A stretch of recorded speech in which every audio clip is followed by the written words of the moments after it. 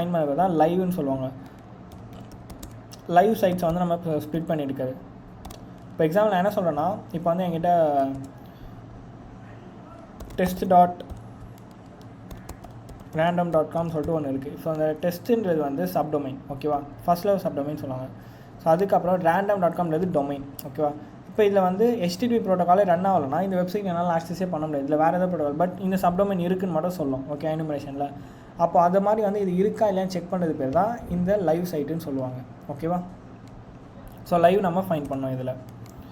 அதுக்கப்புறம்